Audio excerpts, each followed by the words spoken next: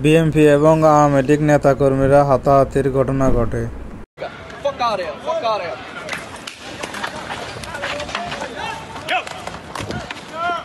জাতিসংঘের সাধারণ পরিষদের ৮০তম অধিবেশনে যখন বিশ্ব নেতারা শান্তির পক্ষে ভাষণ দিচ্ছে, কথা কাটাকাটির এক পর্যায়ে ছাত্রলীগ নেতা হৃদয় মিয়াকে থাপ্পড় দেন বিএনপি কর্মী রিয়াজ রহমান। এতে দুজনে জড়িয়ে পড়েন হাতাহাতিতে। পাশেই দাঁড়িয়ে থাকা পুলিশ সদস্যরা পরিস্থিতি নিজেদের নিয়ন্ত্রণে নেন। বিএনপি কর্মীকে হাতকড়া পরিয়ে আটক করেন নিউ ইয়র্ক সিটি পুলিশ। আহত ছাত্রলীগ নেতাকে চিকিৎসার জন্য হাসপাতালে নেন এনওয়াইপিডির সদস্যরা। ছাত্র নেতা হৃদয় মিয়া, ওনাকে অতর্কিতভাবে ইউনুসের সন্ত্রাসী বাহিনী এসে হঠাৎ করে তাকে আক্রমণ করে এবং তার মানিব্যাগ থেকে তার টাকা পয়সা এবং মানিব্যাগ, মোবাইল, ওয়ালেট কি নিয়ে গেছে চিন্তাই করে তারা। আসলে তারা এটা কেন করলো? জাতিসংঘের সামনে বাংলাদেশের ভাবমূর্তি নষ্ট করছে এবং আজীবন তারা জাতিসংঘ পুরো পৃথিবীতেই বাংলাদেশের ভাবমূর্তি নষ্ট করতেছে। তাকে অ্যারেস্ট করা হয়েছে।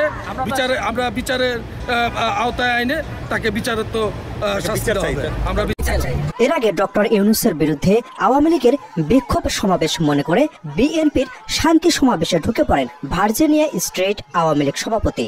এতে বিএনপি নেতাকর্মীদের রোষানলে পড়ে গণপিটনের শিকার হন তিনি। এ সময় পুলিশ এসে পরিস্থিতি নিয়ন্ত্রণ করে। আমি যখন হাঁটে যাচ্ছিলাম, ওরা আমাকে সবাই মিলে আমাকে খুশি টুশি মানে আমি বুঝতে পারি নাই। আমি বাংলাদেশের ফ্ল্যাগ ছিল আমার। আপনি ভুলে চলে আসছেন? বাংলাদেশের বিএনপির অবস্থান ছিল আপনি বুঝতে পারেননি। ডক্টর মোহাম্মদ ইউনূসকে স্বাগত জানিয়ে বিএনপি আয়োজিত শান্তি সমাবেশে নিজেদের পক্ষে যুক্তি তুলে ধরেন দলটির নেতারা। আমি তো একটু আগে বার্তা দিয়েছি TVN 24-কে, 24 ঘন্টা হয় 24 সেকেন্ডের ভিতরে প্রতিরোধ করছি। এটাই হচ্ছে TVN 24 ক্যাম্প। বলছি না খেলা শুরু, আবার খেলবেন, আসেন এবার গগজ খুলি খেলবো, খেলা হবে। এটা ওই যে কুত্তা লেগে আসছে যে ওদেরকে পাঞ্চ করছি, স্ট্রেট পরক পাঞ্চ করছি। আমাদের আজকে আওয়ামী লীগের গুন্ডারা কয়েকজন ঢুকেছিল, তাদেরকে আমরা জুতা পেটা করেছি। শেখ হাসিনা বলেছিল আজকের সমাবেশ যেন কন্ট্রোল করতে। একজন আওয়ামী লীগের সন্ত্রাসী এখানে এসেছিলেন, ওনাকে আমরা প্রতিহত করেছি। আমরা সবাই মিলে ওনাকে প্রতিহত করেছি। আওয়ামী লীগের সাহস নেই যে এই আস্তানায় চলে আসবে ওরা। এদিকে পাশেই অংশ নিয়ে বিক্ষোভ সমাবেশ থেকে হামলার প্রতিবাদ জানান আওয়ামী লীগ নেতারা।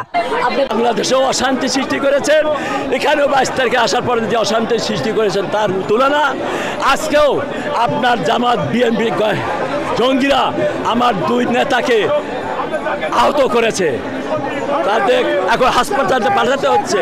এই বিচার আমি আপনাকে দেব না। ১৭ কোটি মানুষের কাছে বিচার রাখলাম। যে ব্যক্তিটি বাংলাদেশে জঙ্গি রাষ্ট্রে পরিণত করেছে সে কয়েকদিনের জন্য জঙ্গি নিউ ইয়র্ক হিসেবে প্রমাণ করেছে আজকে তার নেতাকর্মীদের কর্মকাণ্ডের মধ্যে দিয়ে। হামলার প্রতিবাদ করেছি, আমরা আইনগত ব্যবস্থা নেব এবং আমরা জানি কারাই হামলা করেছে, ভিডিও ফুটেজ আছে, এর বিরুদ্ধে উপযুক্ত ব্যবস্থা নেওয়া